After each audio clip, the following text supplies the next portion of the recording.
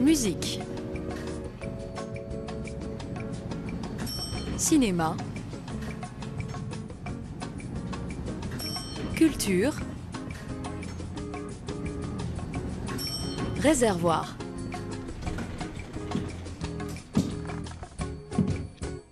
Une émission présentée par Pierre Charpilloz. Bonjour à tous, bienvenue dans Réservoir, votre rendez-vous culturel du vendredi. Cette semaine, zoom sur une web-série strasbourgeoise qui a le vent en poupe, Arborescence. Arborescence est en effet une web-série fantastique réalisée par Michel Cordina. Alors je me trompe peut-être, mais c'est via sa société Alternative Production et son association LD Productions, mais je pense qu'on en parlera plus tard. Alors avec nous pour nous en parler, Michel Cordina, donc le réalisateur, Gilles Caméraire, acteur, et Gilles Gatou, acteur aussi, qu'on avait déjà entendu d'ailleurs dans Réservoir il y a quelques semaines pour nous parler des différents problèmes liés au conservatoire et à l'âge. Mais bon, nous parlons d'autre chose aujourd'hui. Alors déjà, vous pouvez peut-être nous résumer avant tout l'histoire d'Arborescence. Bonjour. Alors déjà, une petite rectification. LD Productions, c'est une association dont on fait partie, mais je suis membre actif, mais c'est pas mon association personnellement, c'est l'association de David Vega, qui justement a accueilli le projet Arborescence pour avoir une structure légale pour cette première saison. Voilà. Donc. D'accord. Mais pour l'histoire d'Arborescence, c'est l'histoire d'une société dans une société où la peur prédomine. Je me suis posé la question de que ferions-nous si on était doté de pouvoirs qui pourraient tout faire basculer en fait. Ça traite grâce à des histoires croisées de jeunes agents de cette société qui possèdent des facultés d'influer sur la nature, les minéraux et le temps, d'une lutte frénétique pour l'accession à la puissance des enjeux qui en résultent. Voilà. Wow, c'est tout un programme. C'est tout un programme, ouais, c'est ça. On suit 3 agents qui s'appellent Ralph, Florent et Lily. Il y en a plein d'autres aussi. Il y a Y, Z. Enfin voilà, c'est des personnages assez emblématiques. Et ces personnages-là se battent au jour le jour pour voir leur vision du monde aboutir. Et donc à eux de prendre les bonnes décisions au bon moment, quoi. Voilà. Et Gilles et Gilles, vous jouez qui du coup ? Je dis Gilles et Gilles. Hein. Je peux dire Gilles Caméraire et Gilles Gatou à chaque fois, mais ça va être un peu compliqué. Qui jouez-vous ? Alors moi je joue Y. C'est le vice-président de Home, donc un des associés les plus proches de Z. C'est un peu un des pourris de l'histoire, on va dire. C'est méchant. Le chien du diable. Le chien du diable, j'aime bien cette expression. Et le diable ? Donc, par conséquent, je suis le diable. Ça me va bien. Z, je suis le patron d'une société qui a pignon sur rue, Home, H-O-M, mais qui en même temps est une société secrète. Voilà, et on découvre les différents secrets de cette société au fur et à mesure des épisodes. Ouais, une société pleine de mystères, en effet. Alors comment est-ce qu'est né ce projet exactement de web-série ? Alors, cette web-série, en fait, au départ, c'était une web-série d'il y a 3 ans. J'ai commencé à la réaliser il y a 3 ans. J'ai réalisé une première saison avec quelques bouts de ficelle à une association qui s'appelle Viva la Cinéma, qui s'est créée un peu autour de ce projet-là. On avait le désir de faire plusieurs formats courts sur une histoire avec justement cette idée de pouvoir avec des adolescents qui avaient certains pouvoirs. Et cette idée-là, elle a mûri. Voilà, on a fait 15 épisodes de à peu près 4 minutes avec les moyens du bord, quoi, avec une petite caméra HD en Full HD, une petite caméra compacte avec un manche à balai pour faire la perche, hein, quand on a tous commencé comme ça. Et voilà, ça a accompagné notre première année de L1 en cinéma, et à Strasbourg d'ailleurs. Donc c'est un reboot là. Et là on fait un reboot ou un reboot. Un reboot. Ouais. Ouais. Voilà, c'est ça. C'est David Vega justement avec son association qui sont arrivés vers moi, qui m'ont dit écoute, je trouve intéressant l'histoire, mais il y a des faiblesses. Je dis exactement, il y a des faiblesses dans l'histoire, mais il m'a dit écoute, donne-moi carte blanche et je garde les personnages, je garde le fondement de ce qui fait Arborescence, donc les pouvoirs, tout ça, c'est ce côté société. Voilà, c'est ce que j'avais dans la tête, il l'a gardé, il en a fait quelque chose parce qu'il est fan de Marvel, enfin voilà, des Marvel, de tout ça, et donc il a dit je garde ça. Je te fais une trame, le schéma classique hollywoodien, donc avec une trame vraiment des effets spéciaux, avec beaucoup de choses comme ça, et il m'a dit et toi je te laisse le côté critique de la société, de surconsommation, tout ça, voilà, puisqu'on a essayé d'injecter dans la première saison en filigrane, au deuxième, troisième degré, une critique de la société de surconsommation qui me tient à cœur. Et moi, j'ai essayé de mettre une esthétique plus à la Gus Van Sant. Je suis passionné par Elephant, Restless, tous ces côtés poétiques et en même temps épurés, mais en même temps qui sont assez profonds. Voilà, donc on a essayé de mélanger ça, tous les deux. C'est vrai que ça fait penser évidemment à la saga des X-Men, hein, avec ces personnages aux différents pouvoirs. Et en même temps, moi, ça me fait un peu penser au film de Costa Gavras, Z. Justement, parce qu'il y a un personnage qui s'appelle Z, et parce qu'il y a la question de la hiérarchie qui est un peu omniprésente, même si dans Z de Costa Gavras, ça parle du pouvoir politique, là ça parle plus du pouvoir industriel, ou en tout cas du pouvoir, entre guillemets, capitaliste, d'une certaine manière. Est-ce que c'est quoi exactement tes inspirations, du coup? Quelles sont tu parlais de Gus Van Sant, mais qu'est-ce qu'il y a d'autre comme inspiration mes inspirations... alors, après, c'est vrai que je me suis pas inspiré de films à proprement parler pour cette critique, enfin, pour parler du capitalisme, tout ça, parce que c'est vraiment quelque chose qui me tient à cœur et que au quotidien, je milite pour ça. Enfin, pour et contre ça, enfin voilà, c'est un autre débat, mais c'est vrai que le personnage de Z, par exemple, le personnage d'Y, puisque voilà, il y a une hiérarchie, les agents s'appellent A, B, C, Y, Z, je me suis pas inspiré d'X-Men, je me suis pas inspiré de Men in Black aussi, puisque les personnages sont experts, voilà. Mais c'est vrai que ça m'est venu parce que je voulais vraiment déstructurer la personne, quoi. C'est vraiment mes influences principales, c'est Gus Van Sant, parce que pour moi c'est le top of the pop. Voilà, pour moi c'est ça. Ouais. D'accord. Et quel est votre parcours exactement, vous? Comment est-ce que vous avez rejoint le projet de Michel Cornina d'Arborescence? Qui est-ce qui vous a fait venir? C'est lui ou c'est vous? C'est un petit peu des deux. Moi, Gilles Gatou, Z. Ouais. Je connaissais Michel puisque j'ai fait partie de son projet précédent, qui était un court-métrage de 20 minutes. Et il m'a tenu au courant de la suite de ses aventures, mais j'ai passé le casting. C'était il y a 1 an maintenant, c'était en décembre. C'est ça, ouais. Ça fait 1 an, ouais, carrément. Voilà, donc, et d'ailleurs Gilles était J'étais un des casteurs. D'accord. Donc c'était déjà sûr d'avoir le rôle alors? En fait, pour moi, c'est un peu différent. Moi, j'ai connu Michel sur un projet de théâtre. On a été camarades de jeu sur un projet qui s'appelait Noir, qui s'est créé il y a 1 an. Et très rapidement, il m'a parlé d'Arborescence. Au début, j'ai refusé. Je me souviens que j'avais refusé parce que je ne savais pas si j'aurais le temps de pouvoir me consacrer à un projet de cinéma, parce que ça demande quand même beaucoup de temps. Je craignais d'en manquer. Et plusieurs fois, il m'en a reparlé. J'ai fini par dire oui parce que le projet m'intéressait beaucoup. Donc j'ai été finalement un des premiers à être contacté par Michel. Et je me suis retrouvé à faire partie du petit comité qui a fait passer les castings. Donc c'est là que j'ai rencontré l'autre Gilles. Et donc voilà, moi j'ai pu suivre l'évolution de l'aventure comme ça, en regard un peu extérieur sur le choix des comédiens. J'ai pu donner mon humble avis. D'accord, vous êtes tous les deux comédiens de formation, quoi. Oui. D'accord. Moi, j'ai suivi une formation au lycée des Pontonniers, puisque la section art dramatique existe encore là-bas. J'ai été formé 3 ans avec une formation théorique qui était assurée d'abord par Annette Tuffer, qui a créé la section, qui a été reprise par Agnès Seyer, et une formation pratique avec les comédiens du TNS. Donc moi, j'ai connu les troupes de Stéphane Braunschweig et celles de Julie Brochen. D'accord. Et Gilles, pour nos auditeurs très fidèles, ils le savent, tu es passé par le conservatoire de Strasbourg. C'est ça? J'ai fait après des ateliers, en l'occurrence au CAFTER. J'ai passé 4 années au conservatoire de Strasbourg. D'accord, le CAFTER qu'on accueille d'ailleurs la semaine prochaine dans Réservoir. Petite publicité. Et toi, Michel, qu'est-ce qui t'a lancé dans la réalisation? Ça fait depuis longtemps que tu as ce projet ou c'est venu comme ça? Ouais, non, ça fait depuis la seconde, quoi. Ça fait bientôt 6 ans. Donc, j'ai commencé, en fait, mon approche de la réalisation, elle s'est faite déjà par des vidéos artistiques, parce que j'étais en option lourde d'art plastique. Et j'ai eu la chance d'avoir une professeure qui m'a dit, écoute, je vois que tu privilégies la vidéo artistique. Et donc, vas-y, fonce là-dedans. Pendant 3 ans, j'ai eu la chance de pouvoir faire que des vidéos artistiques sur tous mes projets. c'est vraiment cool de pas forcer les gens à faire du dessin s'ils sont pas doués en dessin. C'est vrai que c'est quelque chose.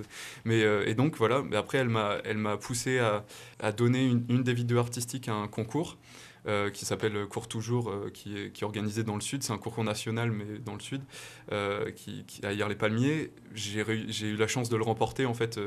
Et à partir de là, je me suis dit, bon, ben, c'est peut-être qu'il faut que je pousse plus loin. Et bon, j'ai convaincu ma famille grâce à ce prix-là aussi de me laisser partir à Strasbourg parce que il y a 1000 km entre Hyères et Strasbourg. Donc, et pourquoi tu as choisi Strasbourg? Je choisis Strasbourg parce que déjà, il y avait écrit 60 000 étudiants à la fac de Strasbourg. Alors, 60 000 étudiants j'ai vu ça, je me suis dit... Alors là non, mais j'ai appris que c'était pas vrai. Il ne faut pas croire ce qui est écrit sur le site. Ça fait beaucoup, 60 000. Non, mais qu'il y avait une base de 60 000 étudiants à Strasbourg, que ça bougeait, que ça allait bouger. En plus de ça, je me suis dit, il y a l'Allemagne, la Belgique, la Suisse à côté.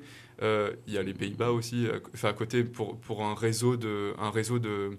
Voilà, pour moi, je voulais monter une société déjà. Je voulais arriver à Strasbourg et monter ma société. D'accord, c'était déjà le projet. C'est ça, je me suis dit, j'arrive, 3 ans plus tard, j'ai ma société de production.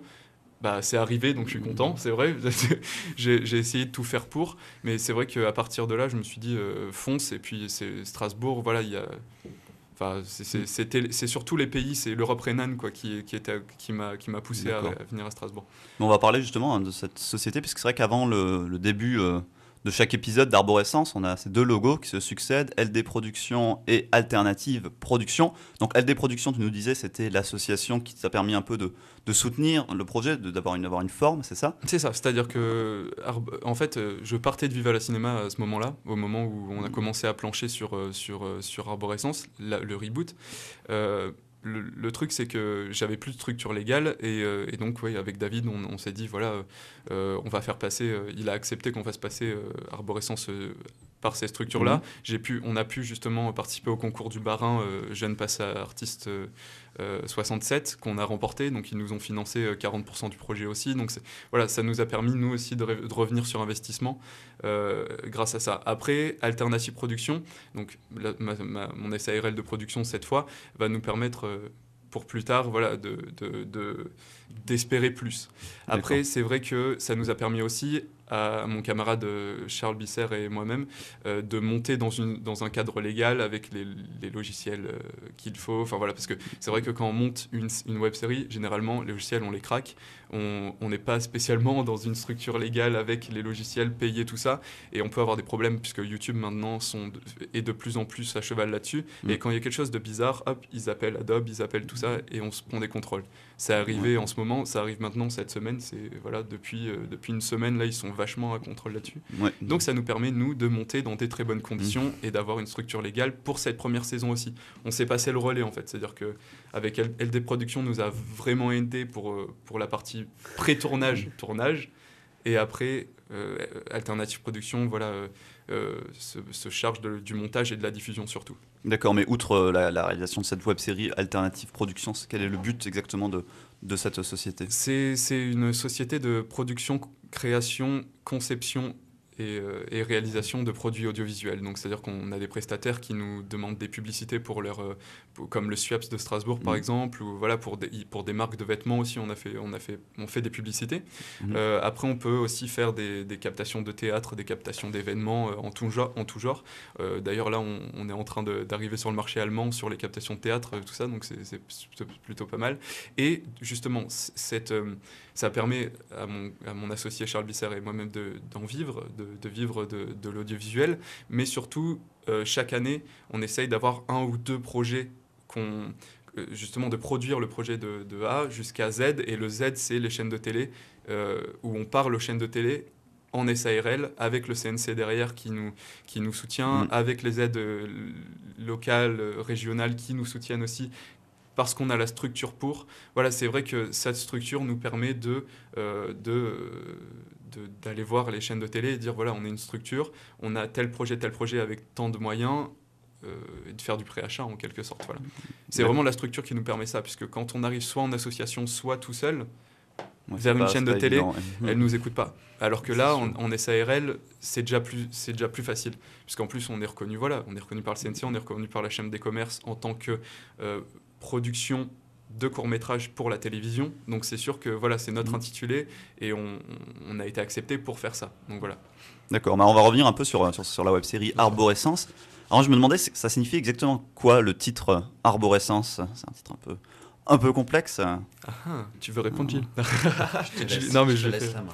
Non, mais c'est vrai que c'est logique dans le sens où une arborescence mathématique, on dit oui ou non, et après ce oui ou non, au-dessus, on a encore un choix avec oui, non, et ça devient une arborescence. Et c'est ça le truc, c'est qu'on part de postulat qu'on est dans une société qui marche de telle manière, et on choisit de dire oui, et on se retrouve dans le cas de Z et Y, on choisit de dire non, on se retrouve dans le cas de certains protagonistes, et après ça amène une autre décision où justement on choisit de dire oui ou non, et puis ainsi de suite. Et là on assiste à une arborescence de situations, de choix dans la société, voilà, c'est un peu ça, ouais. D'accord. Et c'est qui a écrit exactement le scénario de la web-série? Tu parlais à un moment d'une autre personne qui t'avait confié un...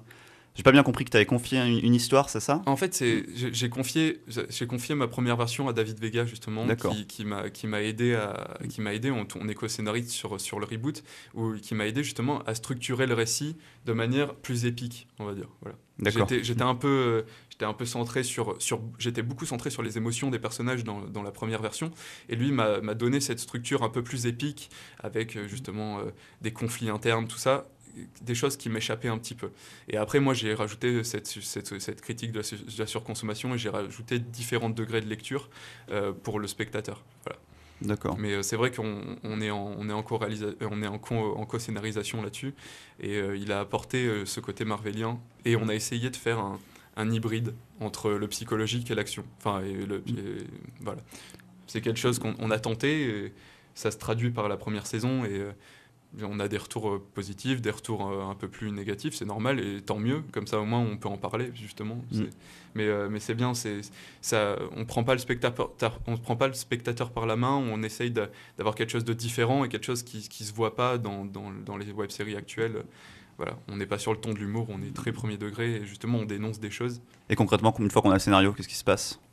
On se lance comment dans la réalisation du film? Ça se passe comment pour rassembler déjà des comédiens? Bon, il y a un casting, on en parlait tout à l'heure, mais même des techniciens, parce que voilà, il y a la technique, etc. derrière aussi. Comment ça s'est passé? Les techniciens, j'ai passé un appel à projet. Hein. J'ai fait un appel à projet vraiment en disant, voilà, Arborescence, on va s'engager dans un tournage de 4 mois, avec une post-production de 5 mois, 7 épisodes de 10 minutes qui vont sortir toutes les 3 semaines, qui est partant, justement. Mais là, je le simplifie, mais c'était vraiment...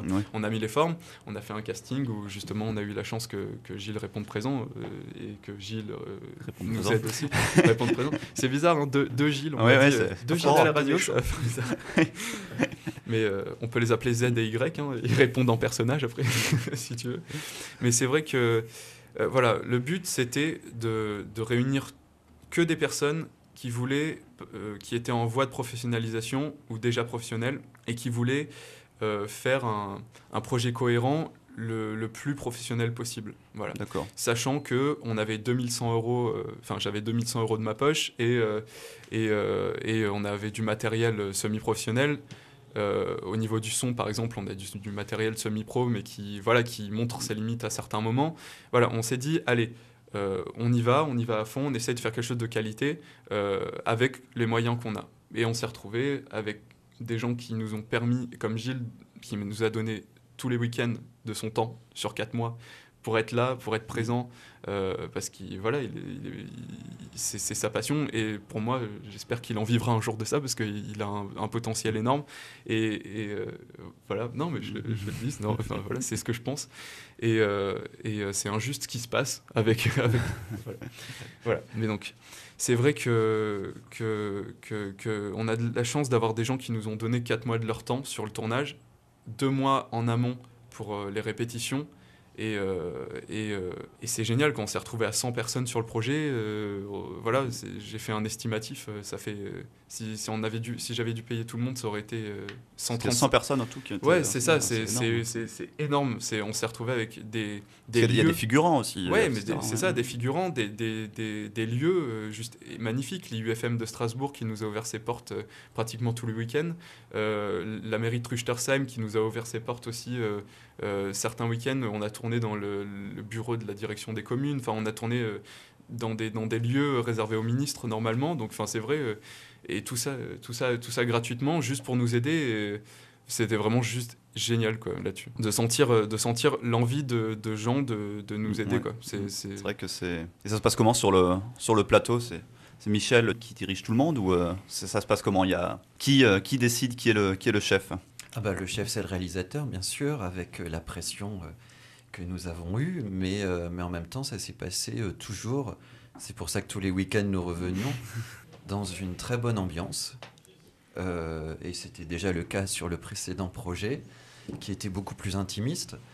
Voilà, on le faisait avec sérieux, avec de la pression, mais avec beaucoup de plaisir et de tendresse et d'affection.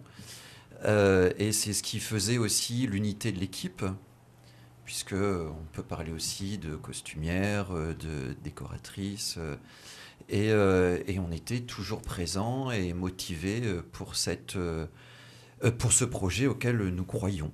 Tout a été tourné du coup d'un seul coup, toute la saison, ou ça s'est fait au fur et à mesure? Non, on a tourné tout d'un coup. En fait, le but, c'était aussi pour nous de nous tester sur un format de long, en fait, de long métrage. On n'a pas tout tourné en 3 mois tous les jours. On a tourné en 5 mois tous les week-ends et certains jours dans la semaine.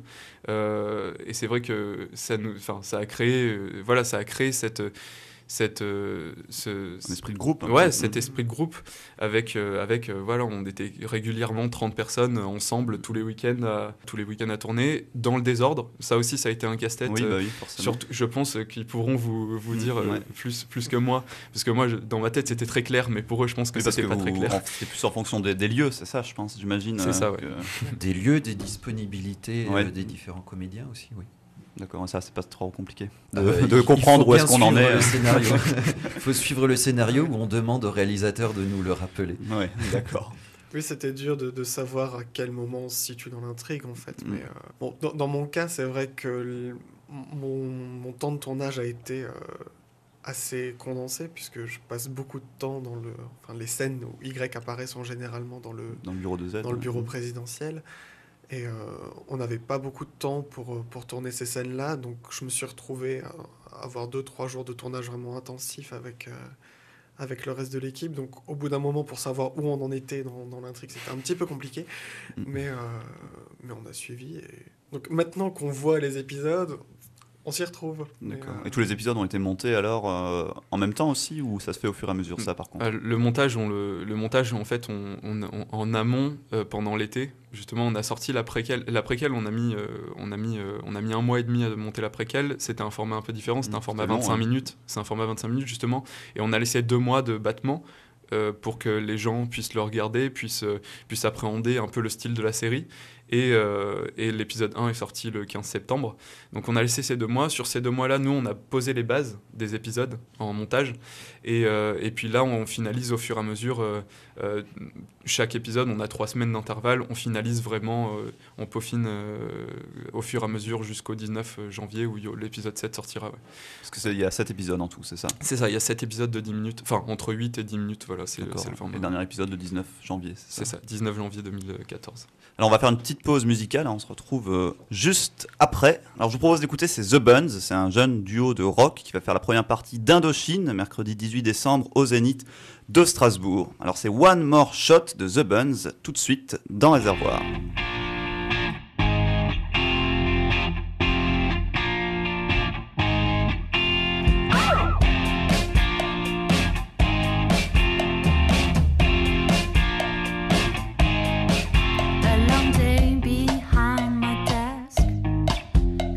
Of the clock bang my head, my ties are spun, my hair uncombed. I need something strong in this crazy town. The sun is down when I quit my job. The car's driving in slow motion. Take off my heels, take off my shirt. I wanna feel alive on earth. Ooh, give me one more shot, and you'll be my God. Give one more shot, I wanna be your dog. Give one more shot, tonight I'm gonna fall. Give one more shot, boy, I wanna get drunk. The ceiling seems really close, but I'm still here on the ground. Don't have enough, don't wanna go to bed. I need to pick me up, I'm not gonna beg. Ooh, give me one more shot, and you'll be my God. Give one more shot, wanna be your dog. Give one more shot, tonight I'm gonna fall. Give one more shot, boy, I wanna get drunk. I'm a good secretary, I'm a good wife, can't you see? But I lose my mind, wanna lose my keys. Run away with my bottle of whiskey. Give me one more shot, and you'll be my God. Give one more shot, I wanna be your dog. Give one more shot, tonight I'm gonna fall. Give one more shot, boy, I wanna get drunk. Give one more shot, and you'll be my God. Give one more shot, I wanna be your dog. Give one more shot, tonight I'm gonna fall. Give one more shot, boy, I wanna get drunk. Give one more shot, give one more shot, give one more shot, boy. C'était The Buns, un duo de rock féminin qui va faire la première partie d'Indochine le 18 décembre. Donc voilà, on est toujours avec Michel Cordina, Gilles Camerer et Gilles Gatou pour parler de la web-série Arborescence. Alors, Arborescence, une saison, il y aura peut-être plusieurs saisons, c'est ça ? Alors c'est ça, c'est en fait le principe d'Arborescence quand on a décidé avec David de faire le reboot, c'était d'avoir un début, une fin. C'est-à-dire on s'est dit, on va pas, à l'instar de How I Met Your Mother, de The Big Bang Theory, toutes ces séries-là humoristiques qui ont 8, 9, 10, 15 saisons, on a décidé de faire une préquelle, une première saison, de penser à une deuxième saison dans les grandes lignes pour avoir une structure d'écriture et un épilogue qui se termine. Donc c'est vrai que nous, on a écrit avec David la charnière c'est une fin, il y a une saison 2 et un épilogue.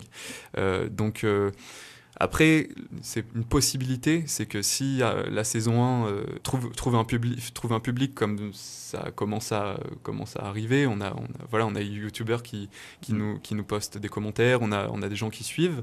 Après, notre démarche, c'est d'aller voir une chaîne de télé pour essayer de faire un préachat sur la saison 2. Voilà. D'accord. Avec un budget estimatif, voilà, avec toute notre expérience sur la saison 1, comment elle s'est passée, comment on a su gérer le budget, tout ça, comment on a su gérer les gens aussi, s'ils ont aimé travailler avec nous ou pas. C'est un peu un test alors. C'est ça. C'était un test, mais pour autant, la saison 2, c'était pas une fin en soi. C'est-à-dire, on n'a pas fait la saison 1 pour la saison 2. On a vraiment fait la saison 1, on voulait vivre l'expérience à fond en se disant, voilà, on essaye d'être le plus professionnel possible et sur la production, et sur la réalisation, et sur le montage, et sur la diffusion. Et s'il y a une saison 2, on fera pas une saison 2 pour faire une saison 2, on fera une saison 2 dans des bonnes conditions, et si les télés sont pas partantes avec nous, on fera pas de saison 2. Voilà, d'accord, vous en ferez pas pour Internet. En fait, si les chaînes de télé sont pas partantes, on planchera peut-être sur une autre forme, justement, faite aussi avec des moyens réduits pour finir l'histoire, parce que ça me tient vachement à cœur de finir Oui, l'histoire. c'est sûr. C'est normal, je déteste qu'on laisse une saison 1 en suspens comme ça et qu'on Ce qui arrive derrière souvent, rien en d'autre. plus, hein. Ça arrive souvent, ouais. Mais c'est vrai qu'on on planchera peut-être si tout le monde est d'accord. Hein. Je prends pas la décision comme ça, mais c'est vrai que c'est quelque chose que. Voilà, mais c'est vrai que là, on est en train de plancher pour faire un dossier pour aller voir les chaînes de télévision et essayer de faire du préachat sur la saison 2. D'accord, mais si les chaînes de télévision maintenant prennent la saison 2, est-ce qu'il va pas falloir de nouveau faire un autre reboot de la série, parce que le public de la télévision ne connaît pas forcément la saison 1. Alors, il y a deux cas de figure. Soit la chaîne de télé nous dit ben écoutez, on est partant pour vous suivre, on aime bien le concept, on est partant, mais les moyens de production de la saison 1 sont pas assez élevés pour un passage diffusion télé. Donc là, on sera clairement obligé de refaire un reboot de la saison 1 et de la saison 2 et peut-être tourner les deux en même temps. Voilà, c'est peut-être une possibilité. Soit, moi, de toute façon, c'est ce que je vais mettre en avant au départ, c'est si jamais la saison 2 est partante pour la saison 1, si la chaîne de télé... Ouais, d'accord. Si la chaîne, C'est autant compliqué, pour cette moi, phrase. désolé. Si la chaîne de télé est partante pour la saison 2, bah, les droits de diffusion de la saison 1, on les cède gratuitement et ils peuvent passer la saison 1 avant la saison 2. D'accord. Avec une différence de niveau, puisqu'on montera en gamme sur la saison 2 au niveau du matériel, au niveau de tout ça. Mais c'est vrai que ça peut être intéressant aussi d'avoir la saison 1 telle qu'on l'a conçue, avec les moyens qu'on a eus et le temps qu'on a eu. Et puis une saison 2, voilà, on peut voir la différence de moyens, la différence de temps. Voilà. Parce que l'idée, c'est de vendre un produit, entre guillemets, un produit fini, ou de vendre un concept. Parce que dans les chaînes de télévision, il y a les deux, parce que les chaînes de télévision ont souvent des boîtes de production avec lesquelles elles travaillent, sûr. et donc on Bien sûr. vend un scénario, un concept, ou est-ce que là, vous allez plutôt passer par la société, On va par passer votre la société, pour faire vous-même... Donc il y aura la même équipe alors. Il y aura la même équipe, mais on va se renforcer parce que certaines personnes ont eu 3-4 rôles dans la 3-4 rôles techniques par exemple dans Ouais, la série, pas forcément. parce que voilà, on n'avait pas les moyens d'avoir énormément de monde. Donc c'est vrai qu'on va se renforcer. Chaque personne aura un poste défini. Voilà, enfin c'est vrai que si la chaîne de télé nous suit pour du préachat, nous ça nous permet énormément de choses. Hein. Ça nous permet d'évoluer et voilà. Après, au niveau du concept, on va à la chaîne de télé, nous on y va pour vendre, on va pour vendre une saison 2, donc un produit pas réalisé encore, avec l'aide d'un produit finalisé, mais moi j'ai décidé de ne pas me fermer à vendre le concept. C'est-à-dire que si la chaîne est intéressée par le concept, mais trouve qu'au niveau de la réalisation, c'est un peu trop en dessous de ce qu'ils attendent, enfin pas en qualité d'image, parce qu'on est sur les bases de ce qui passe à la télé, mais en termes de qualité sonore, par exemple, ou en qualité de montage, etc. de montage, voilà, tout ça. Après, le montage, on a des partis pris très... c'est des partis pris très, très assumés, et je ne reviendrai pas là-dessus, je pense, mais voilà, sur la technique pure, je pense que si les comédiens sont d'accord, si tout le monde est d'accord, parce que vraiment, pour le coup, on est 100 à s'être investi plus ou moins, parce que voilà, tout le monde n'a pas le même niveau, sinon ça serait pas encore terminé. Mais c'est vrai que c'est pas mon projet, et je pense que moi mon but c'était vraiment que ça soit le projet de tout le monde à la fin, que tout le monde y reconnaisse quelque chose en lui, quoi. Qu'Arborescence, ça soit et le projet de Gilles, et le projet de Gilles, et le projet de Charles, et le projet de Célia. Enfin voilà, c'est vraiment notre projet à nous. Moi j'ai juste été au début, voilà, et après on s'est investi tous autant qu'on voulait, il n'y a pas de souci. Moi, quelqu'un qui me disait je veux m'investir à fond, il s'investissait à fond. Et voilà, j'ai pas obligé quelqu'un à s'investir plus qu'il ne le voulait aussi, il n'y a pas de souci. C'est vrai que voilà, donc, pour répondre à ta question sur tout ça. Je digresse. Tu as su rassembler pas mal de personnes en fin de compte. C'est ça.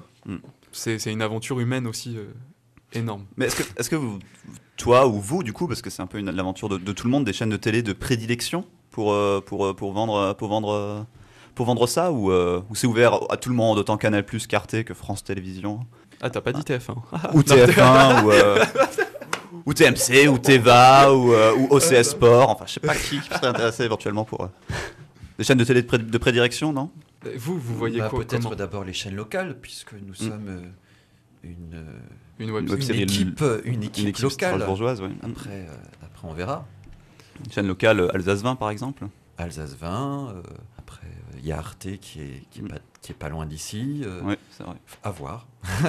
Alsace 20 qui d'ailleurs a produit elle aussi une web série. Hop la trio. Hop la Trio, qu'on a reçu d'ailleurs dans Réservoir il y a quelques semaines déjà. Il y a de plus en plus de web-séries, notamment à Strasbourg, mais même de manière générale. Là, par exemple, Alsace 20, Alsace 20 qui n'a pas été producteur, mais qui a été diffuseur de cette web-série qui a été Hop la Trio, qui a été produite par Lolka, qui est une web-série institutionnelle. C'est une des premières. Il commence à en avoir quelques-unes, avec celle de la carte culture notamment.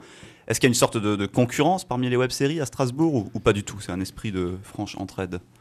Alors, franche entraide, je vais pas aller jusque-là, mais parce que généralement, on se rencontre peu avec les autres, et c'est dommage, il faudrait essayer de faire quelque chose de groupé sur une journée ou quelque chose comme ça pour se rencontrer tous. Parce que concurrence, je vois pas. Concurrence, c'est-à-dire que nous, on n'est pas sur l'humour, donc Oui.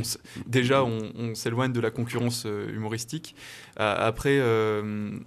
Après, il existe d'autres Après, web-séries qui ont le même thème que... Enfin, pas tout à fait, mais... C'est vrai À que, peu près que- nous, on est sur de la science-fiction psychologique, donc c'est un truc un peu spécial. Je sais qu'il y a nos camarades de PAST qui sont sur du KPDP fiction, science-fiction aussi.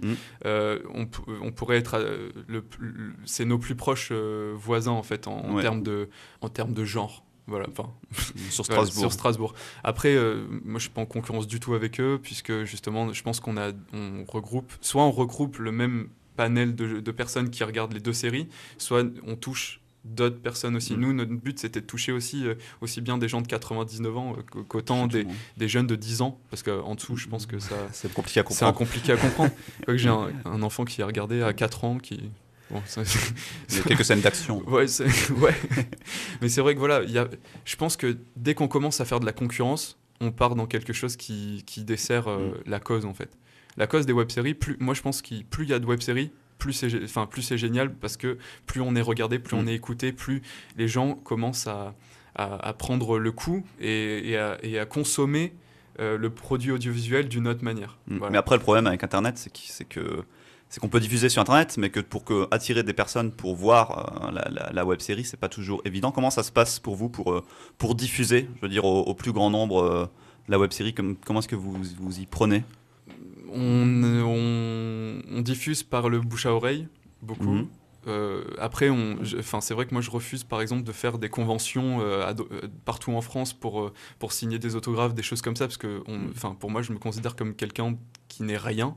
Et donc, c'est quelque chose que je ne pourrais pas faire, mais comme certaines personnes le font. Il y a beaucoup de séries qui tournent vraiment dans les conventions pour rencontrer le public, un public qui Après, il y a ne certaines regarde pas. premières web-séries qui ont eu beaucoup de succès Ah, mais à un complètement. moment. Ouais. Visiteurs du futur, Noob, tout ça, c'est des web-séries qui ont eu un franc succès. Et là, je comprends que ça soit légitime qu'au bout de la 4e, 5e saison, il y a énormément de fans derrière. Donc, il y a une demande d'autographes, de goodies, de choses comme ça.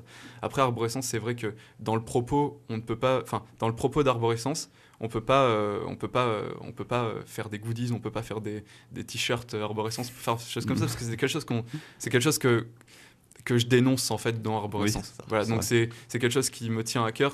Après, on a vu des choses, on a vu Fight Club par exemple, qui dénonce le système capitaliste et qui en même temps vend des produits dérivés. Ouais. Donc après, C'est- on c'est peut vrai. tout faire de toute façon. Mais après, c'est quelque chose que moi, j'arrive pas Oui, à bien concevoir. sûr, c'est vrai, voilà. Après, pour parler, Facebook nous aide beaucoup, vraiment. Facebook, la diffusion virale nous aide beaucoup. Après, on essaye de toucher vraiment des personnes qu'on n'arriverait pas à toucher par les radios comme toi qui décident de nous accepter. Ouais, ou les médias de dans manière l'émission. générale. parce que vous Les avez médias aussi dans les manières participé générales. à- C'est ça, à d'autres on a beaucoup d'interviews dans la presse. On a Nice Matin qui nous a contactés. On a fait un article dans Nice Matin Ouais, qui j'ai va vu, passer ouais. la semaine. J'en ai entendu parler. J'ai vu un autre article dans un journal, un quotidien qui n'est pas alsacien, il me semble, sur cette web-série. Peut-être Ouais, que je c'est me ça. trompe. C'était Nice Matin. Nice Matin, c'est programmé dans une semaine normalement. On passe en toute édition en 4e de couverture, donc c'est vrai que D'accord. c'est super intéressant pour nous parce on privilégie les médias comme la radio, les médias internet et Oui, pour diffuser, parce que c'est vrai papier. qu'Internet, ça permet de diffuser à une certaine communauté qui est de C'est plus en plus large, mais qui est quand même encore plus, disons, restreinte que celle de la télévision, complètement. dont on parlait tout à l'heure. Et puis après, il y a des codes esthétiques aussi qui sont propres à Internet. Est-ce que vous pensez vous apparenter plus, parce qu'il y a un peu des deux, comme vous voulez vendre la web-série à la télévision, mais en même temps elle est diffusée sur Internet. Est-ce que vous vous considérez plus comme des comme des créateurs esthétiques d'Internet ou de la télévision? Quelle est la forme privilégiée? Question un peu difficile. Hein, je suis désolé. Même j'aime bien, c'est pour ça que je me suis demandé. En fait, on joue pas avec les codes du podcast de YouTube. C'est-à-dire que c'est vrai que on est loin, parce que Norman, par exemple, moi je considère ça comme une web série. C'est-à-dire que c'est plusieurs épisodes avec un thème chacun. Donc maintenant, on a apparenté ça à du podcast. Donc il y a une esthétique particulière. Après, c'est vrai que Arborescence, on l'a pensé, vraiment la première saison, on l'a pensé comme un format télé découpé en plusieurs morceaux avec une esthétique qu'on a essayé de créer, une esthétique qu'on a essayé de créer. Voilà. Enfin, c'est quelque chose d'assez novateur. On a essayé vraiment de faire une esthétique cinématographique, mais portée sur YouTube. Et là, on s'est heurté des fois à certaines personnes qui n'ont pas l'habitude justement de consommer. Ils consomment on les consomme pas web-séries de la même manière la vidéo sur Internet qu'à la télévision, parce qu'on est encore plus sujet au zappage sur Internet. Il y a Facebook qui est ouvert sur une autre fenêtre, etc. Donc c'est ça. On peut pas se permettre de s'ennuyer un quart de seconde. Ce qui est assez différent qu'à la télévision. C'est vrai, et je me posais la question, et je pense que beaucoup de mes camarades de l'équipe m'ont posé la question, m'ont dit, t'es sûr de toi? Enfin, il y a certaines choses qui vont pas se comprendre de suite, donc les gens vont pas accrocher. Enfin, voilà, c'est vrai que quand on regarde le premier épisode, on est un peu perdu, on comprend pas les enjeux, on n'a pas les enjeux directement. Il faut faire l'effort de regarder le deuxième épisode pour comprendre un petit peu plus, c'est le troisième épisode qui est plus explicite et ainsi de suite. Mais c'est vrai que c'était un pari, hein. Je me suis dit, allez, traite comme si tu faisais un format cinéma, avec vraiment de la réflexion derrière, avec quelque chose qui n'est pas fait pour être consommé en 8 minutes, et après trouve les solutions pour avoir un cliffhanger à la fin de l'épisode, structuré en 5 séquences ou 6 séquences par épisode. Voilà, c'est vraiment notre but, c'était vraiment de jouer avec les deux, mais d'apporter quelque chose d'assez différent à la façon de consommer sur Facebook ou YouTube. C'est vrai que sur YouTube, si on veut, on peut un peu diviser la création vidéo je me permets, en 2 catégories, si on veut. Il y a les web-séries, et puis il y a aussi ce qu'on appelle les YouTubers, avec, tu parlais de Norman, donc le Velcro, le Nesblog, qu'est-ce qu'il y a d'autre, le Studio Bagel, par exemple. Est-ce que tu penses que les web-séries pourraient peut-être un peu s'inspirer de la dynamisme de montage qui fait la force des YouTubers, c'est-à-dire un montage ultra dynamique, c'était comme Bref aussi, qui reprenait un peu ce système. Est-ce que tu penses que ça pourrait s'en inspirer pour un peu... pour apporter ça, par exemple, à la télévision ou au cinéma de manière générale? Complètement. En fait, ça dépend du propos, déjà. Parce que c'est vrai qu'Arborescence, le propos, il s'invite pas à être ultra dynamique comme Norman, tout ça. C'est vrai que il y a déjà, Norman, tout ça, c'est sur le ton humoristique. Donc déjà, l'ultra dynamique, c'est pour créer le rire, c'est une mécanique du rire. Après, c'est vrai qu'Arborescence, si on commence à l'ultra rythmer comme ça, je pense que ça perdra encore plus le spectateur que si... Après, c'est par rapport à Arborescence. Si on généralise, et je sais pas si vous avez un avis là-dessus, je pense que vous avez un avis là-dessus, mais c'est vrai que les séries en général, à la télé par exemple, sont créées pour des gens qui font la démarche de regarder la télévision, qui sont assis dans leur canapé, qui regardent l'épisode, ça dure 25 minutes. Et le format est beaucoup plus long à la télévision. C'est ça, mais c'est vrai que il faudrait essayer de tenter de trouver un propos qui va avec cette façon qu'ont les youtubeurs de créer la mécanique du non-ennui, en fait. C'est ça. Après, c'est une question d'efficacité. C'est un produit qui est créé pour qu'il soit efficace, pour qu'il soit vu par 4 millions de personnes. Vraiment, après, on arrive dans un cahier des charges où si on sort un peu de ce sentier battu-là, les gens ils vont se dire « Ah, c'est pas ce que j'aime » et ils vont zapper. Voilà. C'est sûr, il y a complètement un style YouTube qui est en train de se mettre en place. Hein. Mais alors, en parlant de YouTube, il y a une espèce de réforme de YouTube qui est en train de se mettre en place aussi, et qui va progressivement, qui a tendance à interdire tout ce qui n'est pas légal, ou tout ce dont les droits d'auteur n'ont pas été payés, y compris des musiques. Donc on va parler des musiques d'Arborescence. Elles sont toutes composées alors pour Alors, elles sont pas composées. Il y en a qui ont été composées, par exemple, pour la préquelle d'Arborescence. Voilà, c'est un Alan Rostucher qui a composé des musiques pour Arborescence. Sinon, en fait, on est allé sur Jamendo. On est tombé amoureux d'un univers musical de Nawak Music. Et en fait, on s'est dit, bah écoute, il habite en Russie, en fin fond de la Sibérie. Et on a dit, bah écoute, allez, on le contacte. Et on l'a contacté, on lui a expliqué le projet. Et il nous a dit, bah écoutez, les gars, j'ai 350 musiques que j'ai composées. 350, ça va. Allez-y, allez-y, faites-vous plaisir. Et on s'est fait plaisir. En fait, on lui a demandé toutes les musiques. On les a eues en très très bonne qualité. Et en plus de ça, après, Charles, le monteur, m'a fait découvrir un univers que j'écoutais pas. C'est de la hard tech. Et en fait, la hard tech, à la base, critique la société de surconsommation, en fait, par la musique. Et j'ai écouté, je suis tombé fou amoureux de cette musique parce que je sentais qu'il y avait quelque chose à faire avec Arborescence. Et donc, on a rencontré un collectif qui s'appelle DTC Sound System. On s'est approché d'eux, on leur a demandé si on pouvait exploiter leur musique. Ils nous ont dit oui, allez, on vous suit. Sachant que c'était risqué parce qu'on leur a pas caché qu'il y avait des musiques ultra épiques comme Nawak Music et eux, DTC Sound System de l'hard tech. Donc c'est vrai que c'était pas évident au départ de mettre ça ensemble. Mais ils nous ont dit, il n'y a pas de souci, allez-y, on vous suit. Donc on arrive quand même à avoir quelque chose d'assez éclectique. Et vous avez des projets par la suite, après Arborescence? Par la suite déjà, toi, Michel, via cette société ou même au-delà en termes de création artistique cinématographique? Au-delà, je prépare un 52 minutes là, où je cible aussi des chaînes de télé, donc je prépare ça tranquillement. Et puis après, c'est de vivre de ma passion, hein, c'est continuer ça, mais toute ma vie. Voilà, c'est la suite. Mais sinon, voilà, on a des contrats avec des prestataires, avec des compagnies théâtrales, tout ça, avec la société, et tout se porte bien, donc ça va. Bah, tant mieux. C'est cool.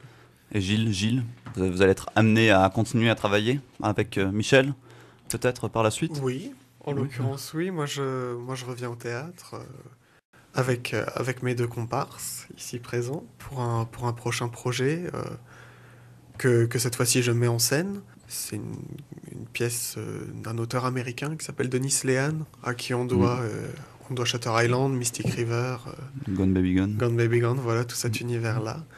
Donc, tenter de mélanger théâtre et cinéma sur un plateau, on va voir ce que ça donne. C'est un beau projet. Ce sera au Cube Noir? Ce sera au Cube Noir, voilà. C'est une pièce qui s'appelle Coronado. D'accord.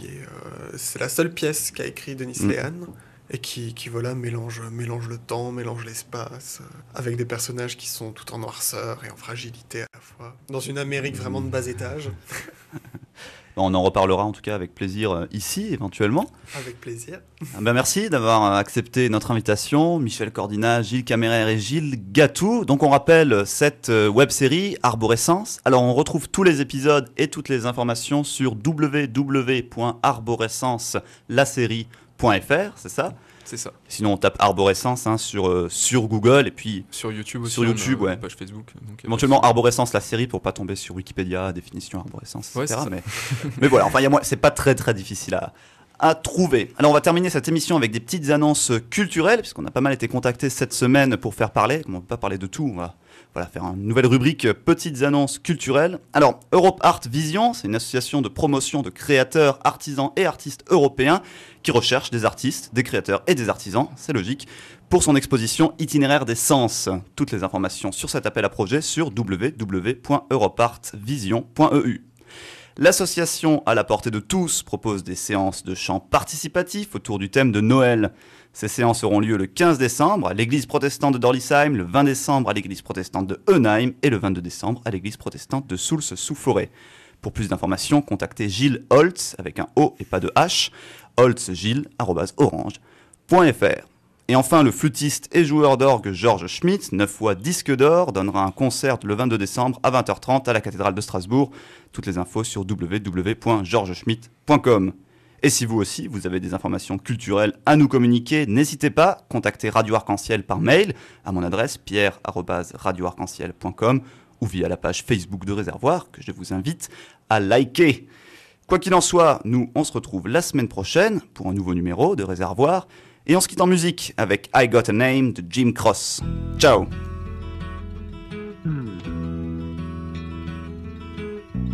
like the pine trees lining the winding road. I've got a name, I've got a name, like the singing bird and the croaking toad. I've got a name, I've got a name, and I carry it with me like my daddy did. But I'm living the dream that he kept here. Moving me down the highway, rolling me down the highway, moving ahead so life won't pass me by.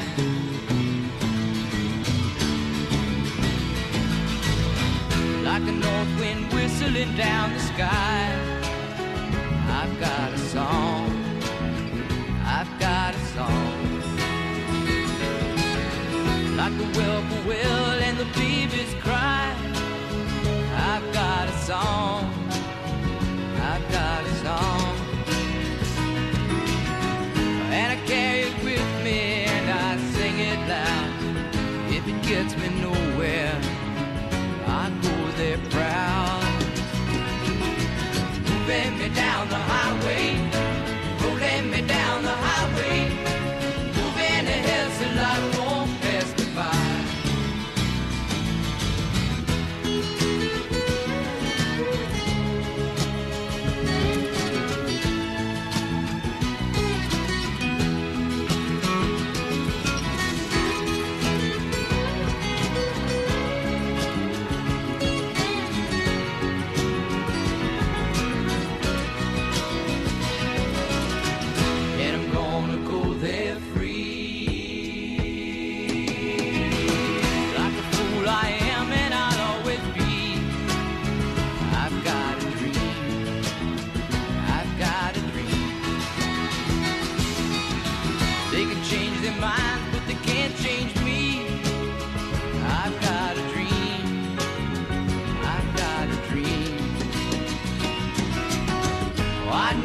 Share it if you want me to.